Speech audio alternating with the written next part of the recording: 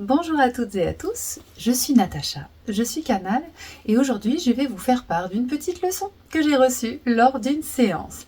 Alors lors de cette séance, la personne qui est venue me consulter est venue pour des symptômes de préménopause qui étaient vraiment handicapants, à savoir des bouffées de chaleur, des sueurs nocturnes, des soucis de digestion avec un ventre ballonné et également une fatigue importante. Donc il faut savoir que mais en général, quand on entend parler aussi de certains sujets, on peut avoir quelques idées préconçues par rapport à nos propres expériences ou aux des expériences de nos proches. Et c'est tout à fait normal, hein. On a des retours, des témoignages qui nous amènent à imaginer certaines informations ou certaines réponses. Et il s'avère que au sujet de la préménopause, j'ai déjà ma propre expérience. Aussi jeune puis-je paraître, j'ai moi aussi eu des symptômes de préménopause il y a quelques petites semaines, mois, que j'ai réussi à dépasser.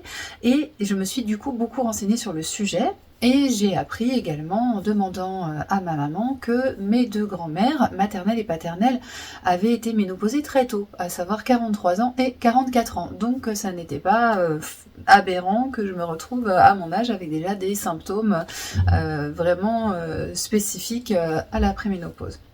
Donc moi je me suis beaucoup renseignée et je me suis renseignée sur un domaine particulier qui a résonné avec une très bonne amie à moi qui elle aussi a souffert énormément de symptômes de préménopause. Elle refusait tout traitement hormonaux, elle a essayé énormément de choses au niveau naturel, des plantes, le fait aussi d'essayer de dépasser les croyances limitantes que l'on peut avoir au sujet de la ménopause, et ça je vais revenir à ce sujet-là. Et puis au final, après presque je dirais des mois, voire des années de combat, elle a fini par prendre le traitement substitutif, le traitement hormonal substitutif. Et moi je me suis renseignée sur ce sujet et j'ai vraiment été touchée et marquée par ce sujet, parce qu'effectivement les femmes en France n'ont pas, on ne leur donne pas accès, ou très très peu, à ce traitement hormonal substitutif, parce que il y a des études qui faisaient peur aux médecins à cause d'histoires de cancer. Sauf qu'il s'avère que ces études, elles sont tout à fait mal menées, que ce ne sont pas les mêmes molécules et les mêmes choses qui sont utilisées pour le traitement substitutif qui est proposé en France. Et donc il y a un médecin qui parle très très bien de ça, qui fait des vidéos, des conférences et qui a aussi écrit des livres, dont ce livre « Ménopause, ne souffrez plus en silence ». Et moi j'ai vraiment été très convaincue par ses arguments, par son approche, par sa présentation et par les effets délétères de ne pas prendre de traitement hormonal substitutif. Donc là ici ça n'est que mon avis, après vraiment beaucoup de renseignements, après avoir lu beaucoup de témoignages et après avoir vu moi-même le témoignage d'une amie très très proche et d'autres personnes qui ont fini par prendre le traitement hormonal substitutif et aller vraiment beaucoup mieux. Donc voilà, c'est le docteur Michel Mouly, si ça vous intéresse de vous renseigner sur le sujet. Donc moi, quand la personne est venue me consulter, bon, il faut savoir aussi que quand vous me consultez pour des soucis de santé, je vérifie quand même, je fais le tour avec vous, d'être sûr que vous avez éliminé toute possibilité de maladie ou de dysfonctionnement physique important, puisqu'on est encore dans la matière et que moi je vais pouvoir travailler dans l'énergétique, dans le subtil, dans des mémoires de l'âme, mais c'est aussi important, voilà, de vérifier un petit peu tous les aspects.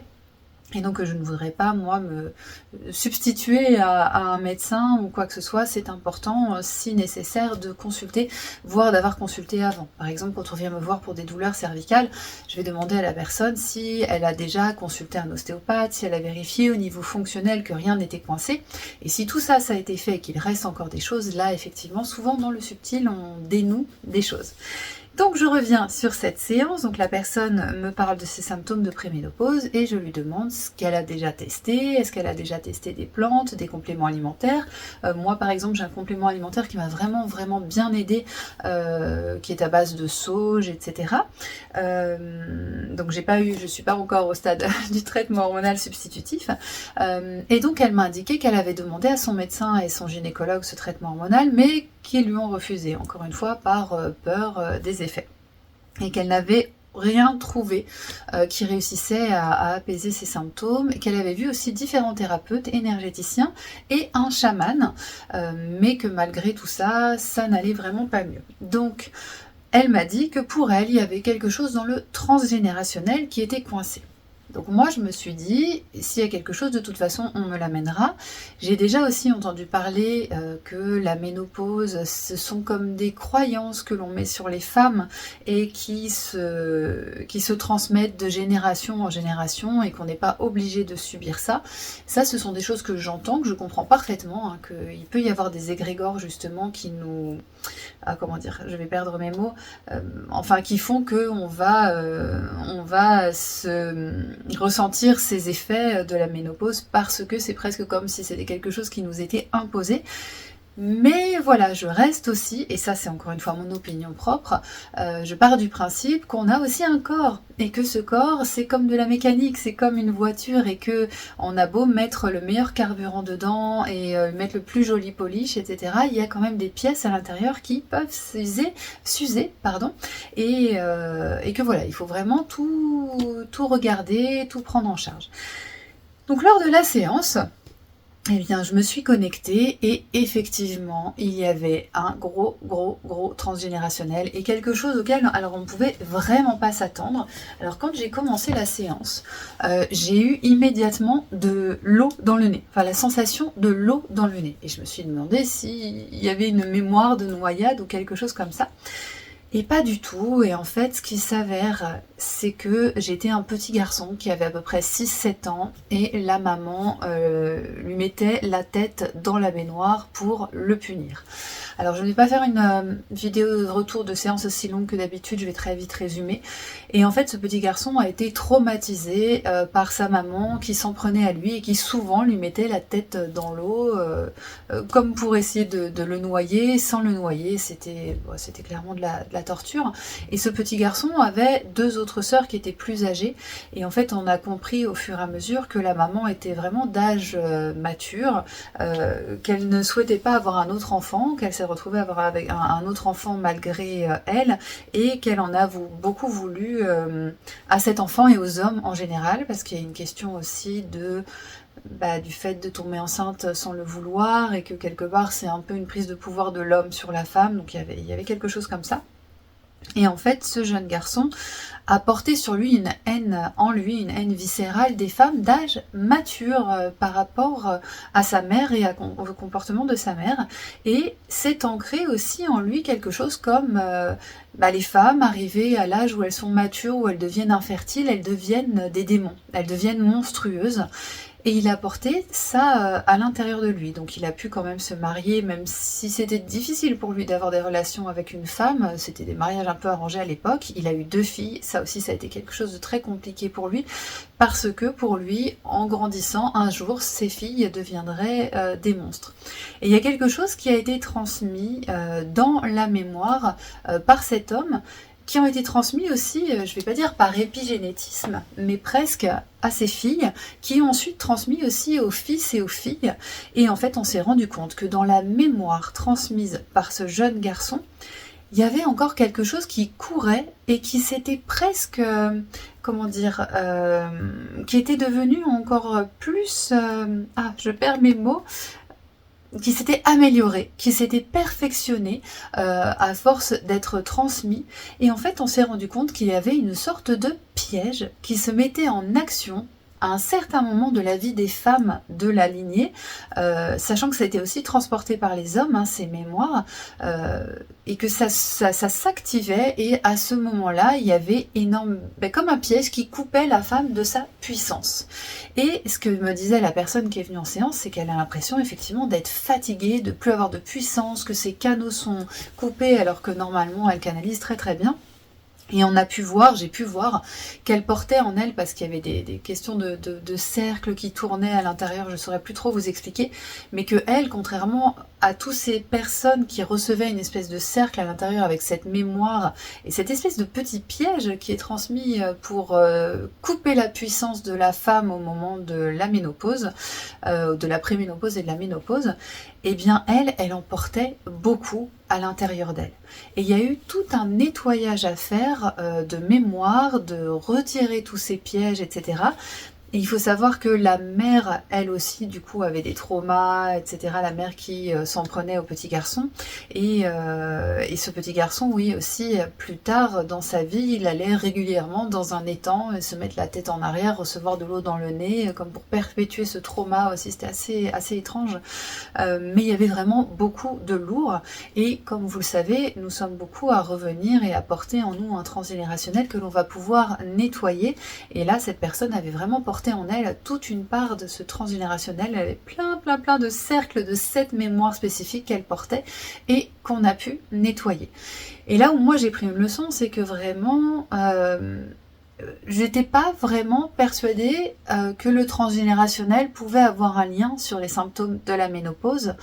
Et tout ce que j'ai vu lors de cette séance, que ce soit le transgénérationnel très fort avec ce piège, vraiment pour piéger la puissance des femmes à un moment donné de leur vie pour qu'elles ne deviennent pas monstrueuses, en fait, qu'on leur retire la puissance au moment où elles deviennent monstrueuses, ça c'est quelque chose que je n'aurais jamais imaginé.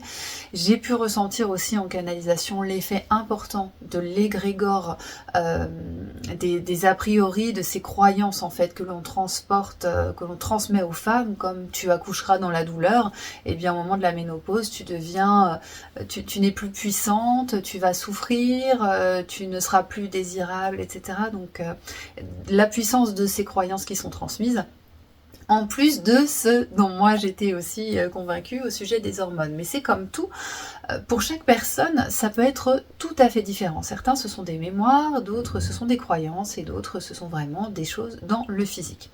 Et là où j'ai pris vraiment une énorme leçon, bien ce sont sur les résultats suite à cette séance. Alors il faut savoir que déjà quand elle avait vu un chaman, le chaman avait vu un petit garçon de l'âge de 6 ans, mais il lui avait dit qu'il était décédé. Mais en fait non, il n'était pas décédé, je ne sais pas ce qui a fait qu'à un moment donné il a vu que cet enfant était décédé, mais non, il a bien continué sa vie et il a bien porté cette mémoire, cristallisé cette haine des femmes et transmis cette mémoire. Et donc voilà, elle n'avait pas eu de résultat et moi j'ai eu la chance de pouvoir voir plus loin, de creuser plus loin. Et suite à cette séance, elle m'a envoyé un message pour me dire que elle n'avait plus, quasiment plus, de bouffées de chaleur, de sueur nocturne, en tout cas que ça s'était énormément apaisé, que ses soucis digestifs s'amélioraient et qu'elle avait perdu 1,5 kg. Et je crois que ça faisait même pas 10 jours qu'on avait fait la séance. Donc la séance lui avait fait énormément de bien puisqu'elle avait un résultat impressionnant sur les symptômes de sa préménopause, sachant qu'elle avait vu d'autres thérapeutes avant, ce qui signifie aussi, parce que moi je suis aussi très cartésienne, qu'il n'y a pas de... Comment dire, c'est pas une question de placebo, de se dire j'ai vu quelqu'un dans l'énergétique et ça a aidé à améliorer la situation. Elle a vu d'autres personnes dans l'énergétique avant sans avoir eu de résultats. Donc là, ça me prouve vraiment à moi, qui suis toujours aussi là pour... je suis comme en formation, quand je fais les séances avec vous, j'apprends aussi en même temps que vous, je découvre des choses, je découvre des concepts, et des fois des concepts qui ne sont pas du tout, ou qui sont très différents de ce que l'on nous transmet. Et donc là, clairement, eh bien, elle a des résultats qui sont absolument bluffants. Il y a vraiment quelque chose qui a été débloqué. Elle avait tout à fait raison dès le départ lorsqu'elle m'a dit que c'était pour elle quelque chose de coincé dans le transgénérationnel. Donc vraiment, je la remercie grandement d'être venue faire cette séance parce que j'ai appris beaucoup.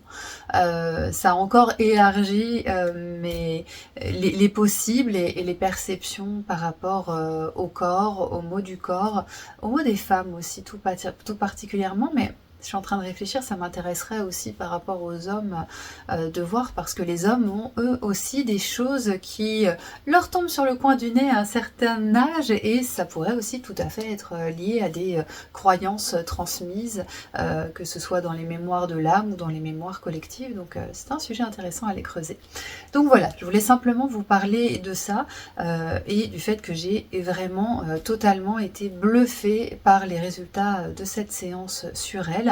Et donc vous exposez le fait que voilà, la ménopause, Moi, j'ai tendance à dire renseignez-vous sur les traitements substitutifs hormonaux parce que ça peut vraiment aider quand il y a des choses complexes au niveau du corps. Tout ce qui est plantes qui peuvent soulager, comme la sauge, etc. Mais effectivement, ben, n'hésitez pas à venir creuser aussi en séance, que ce soit avec moi ou d'autres canaux qui sont connectés et qui ont accès à des vies antérieures, voire aussi des vies parallèles, hein, ne sait-on jamais, pour vraiment venir tout dénouer, tout nettoyer et vérifier que les symptômes, les pertes de puissance, les canaux qui se brouillent, la fatigue extrême ne seraient pas dus justement à des mémoires qui viennent entraver qui vous êtes maintenant dans l'instant présent. Donc voilà, je ne sais pas si j'étais très claire, je sais que j'ai été assez... j'ai beaucoup cherché mes mots, mais j'avais vraiment à cœur de partager ce sujet avec vous parce que ça touchera sûrement beaucoup d'entre vous, soit celles qui sont en phase de préménopause ou qui sont en cours de ménopause ou celles qui seront amenées à l'être plus tard. Voilà, ça peut être très intéressant d'aller creuser ces sujets. En tout cas, merci à tous d'être là, d'être présents, de m'accompagner, de m'encourager dans vos commentaires, en partageant mes vidéos. Et comme je disais, si vous aussi, vous souhaitez faire une séance, que ce soit pour recevoir une guidance, un message de votre âme, vous connecter à votre âme, vous connecter à vos dragons, si vous vous sentez aussi appelé par les dragons, puisque vous savez que je suis canal dragon, et que ce soit aussi pour des schémas répétitifs, des blocages, des douleurs, des choses récurrentes, eh bien n'hésitez pas, je vous mettrai toutes les informations en barre de description, et je vous souhaite une belle journée. N'hésitez pas également à vous me donner vos avis, en toute bienveillance bien sûr, dans les commentaires de cette vidéo. À bientôt!